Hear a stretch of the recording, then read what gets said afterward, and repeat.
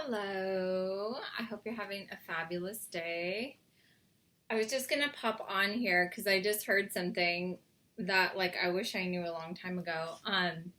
So there's an exemption if you bury a loved one on your property that you own. It can be declared a cemetery, and then you don't have to pay taxes on it. And so I looked it up on the Board of Equalization for California, and it's true. But so I'm not a legal expert, so definitely look up the rules or laws for your own state.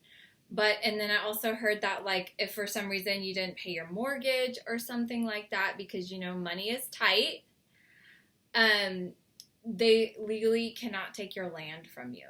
And so that's really encouraging because I don't know about you, but I'm in California, so they actually, even with the veterans exemption that I have, for taxes, still it's still a lot of taxes, right? It's insane. And then in California, it's near impossible to get home insurance right now. And the price that I was paying for my yearly premium, they doubled it like that. At the same time, they rose my taxes. And then they had something called supplemental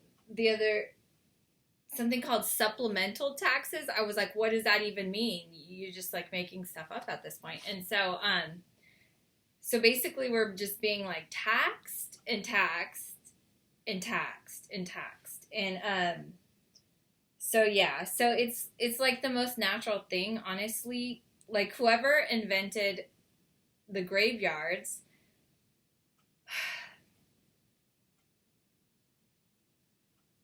was, probably knew about this, and it's a way to, to separate people from their land. Because the reality is, my family on both sides has owned lots of land, so much, and I hear the stories about my family owned this and this, and it's okay, well, why don't they own it anymore? And come to think about it, I know where my family's buried, and they're buried in cemeteries. And so anyways, so if you have an urn, on at your house or in storage or whatever, and you have a loved one, I would look into the rules and everything like that and find out what it takes to make your house classify as a cemetery and bury your loved one in it. So it just tells a lot, because I'm why are we living like slaves in our own land? Why are we paying all this money when this is actually our land, And and I'm a descendant of a Chumash Indian, which is native to Southern California, and so it's why are other people living in my hometown where I was born and raised, and I need at least $1 million to live in my hometown? How is that? And both sides of my family are from there, right? Both my parents were born in that county. And it's so how does that work, And so, don't get me started on the death tax. I don't even want to start talking about that, but that's ridiculous too. So this is a simple way, and I mean, you could bury a loved one and then plant a tree in their memory, and it's the Bible says, from dust to dust. We start from dust to dust. So it's the most natural thing for us to be, formed by God from the dust, and then go back into the ground when we're done, right? I think somebody said, and not to mention, if you've ever, I'm sure you've paid for memorial costs for a loved one before, right? Because we're all trained in doing this, right? So thousands and thousands of dollars.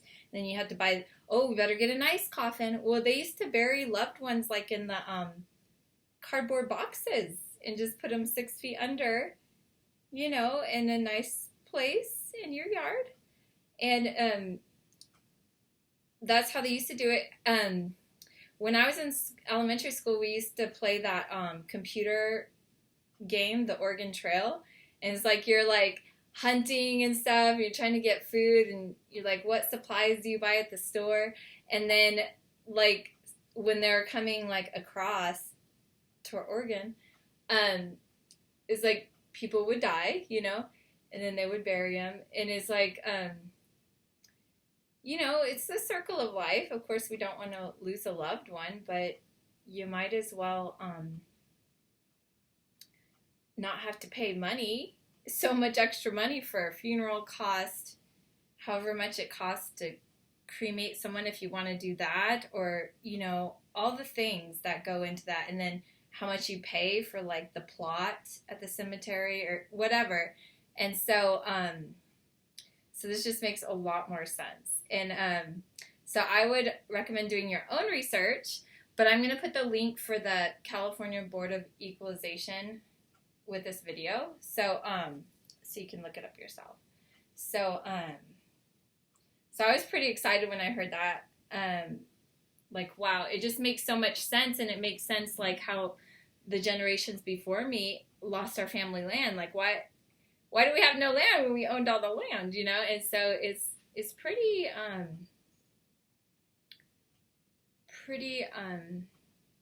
interesting. And so, and even the Bible says, like, my people perish for lack of knowledge. And so it's really powerful. So I encourage you to share this video or make your own video telling people about this, because the more people who know about this, the better, because we need to protect our property, our property rights, and, all of the rights that, first of all, that God gave us, God gave me rights, and then also in our founding documents, the rights that are outlined there. And so, which include property rights. And so,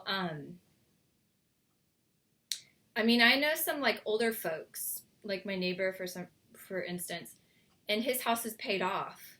But guess what? Every time he gets the tax bill, it's very stressful because it's a lot of money for him to pay, being elderly, and so it's just not right, and it's gone on for way too long. So I hope you have a wonderful day. Share this video. Make your own. Just tell your neighbor, like tell everyone you know about this. Make it spread like wildfire, because because like the cost of living is just insane. And I know California is not the only place, but it is very, very high here. And but I know there's other states similar. And so it's not right for us to be living like slaves in our own land. And so so I hope you have a wonderful day. Remember to share.